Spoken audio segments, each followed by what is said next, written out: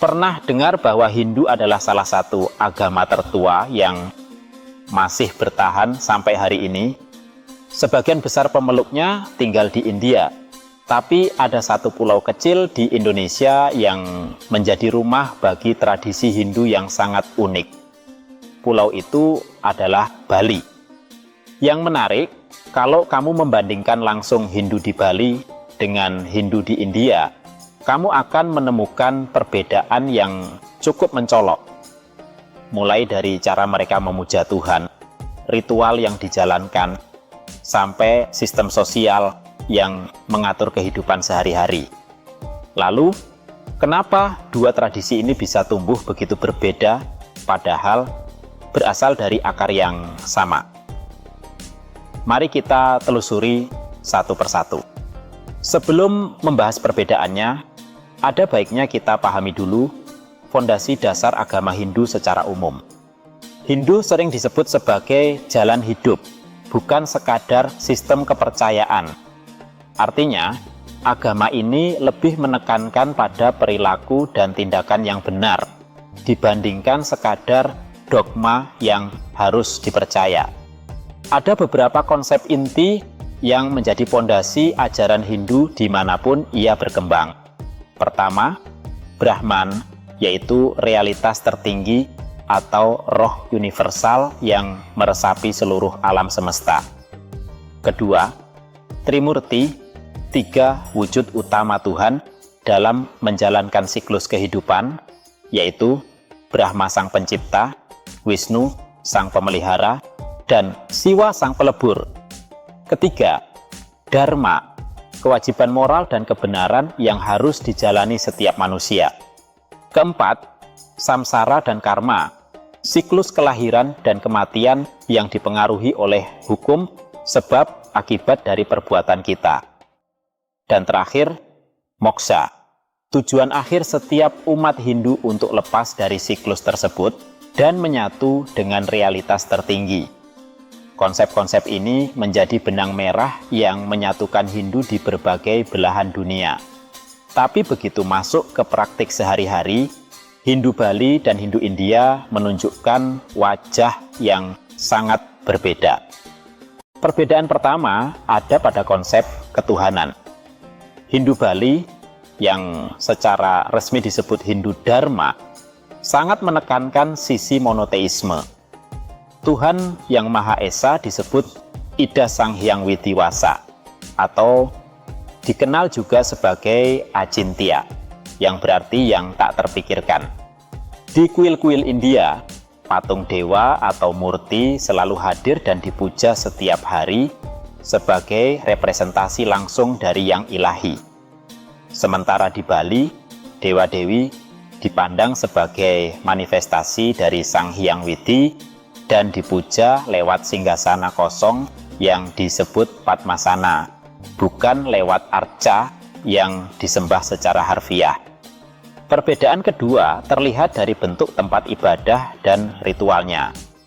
Kuil di India umumnya berupa bangunan tertutup, tempat dewa diyakini bersemayam secara permanen. Di Bali, pura justru berupa area terbuka. Roh suci dan dewa-dewi dipercaya tidak menetap di pura setiap saat, melainkan harus diundang turun ke bumi oleh pemangku. Biasanya pada saat upacara besar seperti Odalan. Nah, dari sinilah kita bisa melihat lebih jauh bahwa ritual di kedua tempat ini juga sangat berbeda satu sama lain. Di India, ada beberapa ritual yang menjadi inti kehidupan beragama, tapi tidak kamu temukan di Bali. Salah satunya adalah yajna atau havan, ritual pemujaan dengan api suci yang diambil langsung dari ajaran Weda kuno, di mana mantra-mantra dilantunkan sambil persembahan dimasukkan ke dalam api. Ada juga Kumbh Mela, perayaan masal raksasa di tepi sungai suci seperti Gangga, yang menjadi salah satu pertemuan keagamaan terbesar di dunia. Sebagian komunitas Hindu di India juga masih menjalankan Upanayana, upacara pengikatan benang suci sebagai tanda peralihan menuju masa belajar bagi anak laki-laki dari kasta tertentu. Selain itu, banyak umat Hindu India menjalankan praktik vegetarian ketat sebagai bagian dari ajaran ahimsa atau prinsip tanpa kekerasan terhadap makhluk hidup. Sebaliknya, Bali juga punya sederet ritual khas yang tidak ditemukan dalam praktik Hindu di India. Yang paling dikenal tentu saja ngaben, upacara kremasi yang dirancang bukan sebagai momen berkabung, melainkan sebagai perayaan pembebasan roh untuk kembali ke asalnya. Ada juga Nyepi, hari di mana seluruh pulau benar-benar berhenti total, tanpa kendaraan, tanpa lampu, tanpa suara, sebagai bentuk introspeksi diri menyambut tahun baru Saka. Sehari sebelumnya, ada pawai ogoh-ogoh, boneka raksasa yang melambangkan kekuatan jahat, diarak keliling desa, lalu dibakar sebagai simbol pengusiran energi negatif. Selain itu, ada metatah atau potong gigi, ritual peralihan menuju kedewasaan yang dipercaya menyeimbangkan sifat baik dan buruk dalam diri manusia, serta melasti, prosesi penyucian diri, dan benda-benda sakral dengan berjalan beriringan menuju laut. Perbedaan ritual ini menunjukkan satu hal penting. Walaupun berbagi akar teologi yang sama, Hindu Bali berkembang menjadi ekspresi keagamaan yang benar-benar khas, hasil dari perjumpaan panjang antara ajaran dari India dengan kepercayaan lokal Nusantara. Lalu, ada satu lagi aspek yang sering jadi pertanyaan banyak orang, yaitu sistem kasta. Di India, sistem kasta secara tradisional terbagi menjadi 4 golongan utama, yaitu Brahmana, Ksatria, Waisya, dan Sudra, dengan kelompok yang dulu disebut tak tersentuh berada di luar struktur ini sepenuhnya. Sistem ini dulunya sangat kaku, mengatur hampir seluruh aspek kehidupan, mulai dari pekerjaan, tempat tinggal, sampai siapa yang boleh menikah dengan siapa. Apakah sistem ini masih ada sekarang?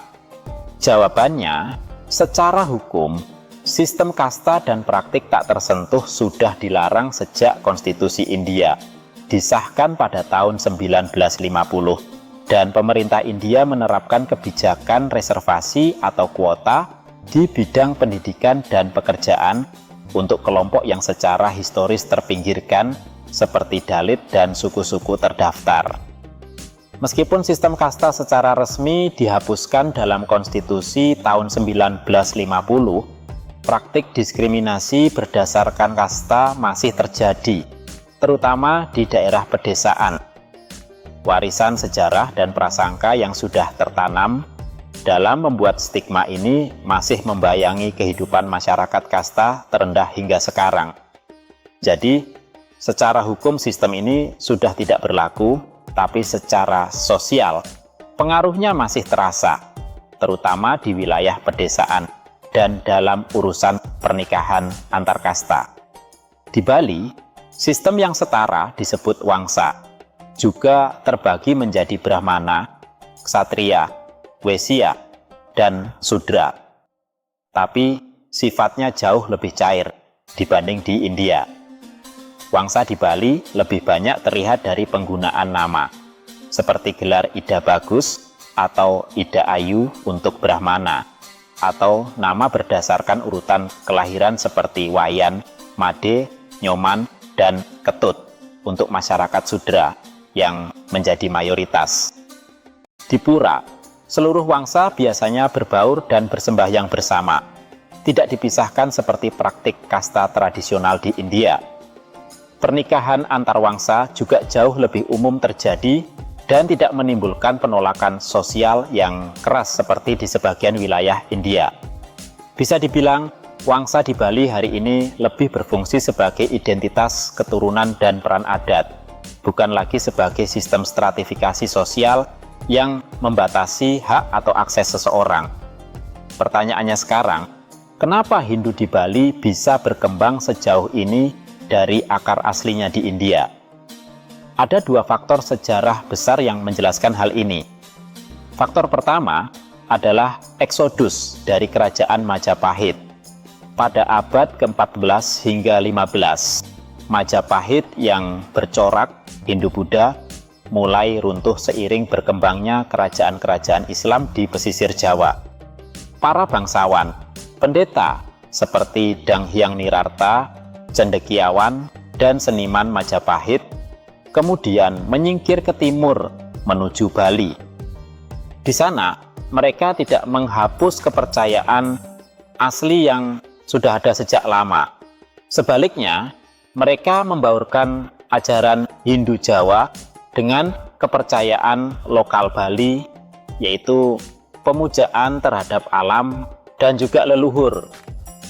Proses akulturasi inilah yang menjadi fondasi lahirnya Hindu Bali yang khas, termasuk percampuran dengan ajaran Buddha yang melahirkan tradisi Siwa Buddha.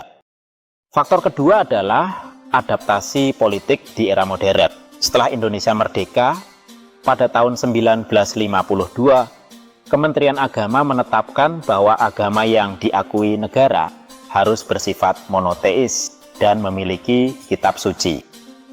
Agar Hindu di Bali bisa diakui secara resmi dan sejalan dengan sila pertama Pancasila, para tokoh Hindu Bali merumuskan ulang teologi mereka.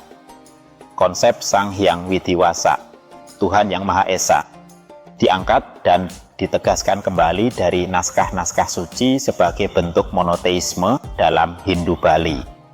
Dari sini kita bisa melihat bahwa Hindu Bali bukan sekadar salinan dari Hindu di India. Ia adalah hasil perjalanan panjang sejarah, perpaduan antara ajaran dari tanah Jawa, kepercayaan asli Bali, dan tuntutan politik modern Indonesia. Semua unsur itu melebur menjadi satu identitas keagamaan yang unik, yang dijalankan lewat filosofi Trihitakarana, yaitu menjaga keharmonisan antara manusia dengan Tuhan, manusia dengan sesama, dan manusia dengan alam semesta. Itulah mengapa ketika kamu berkunjung ke Bali dan melihat upacara di pura, kamu sebenarnya menyaksikan hasil dari ratusan tahun perjalanan sejarah, bukan sekadar versi lain dari Hindu di India.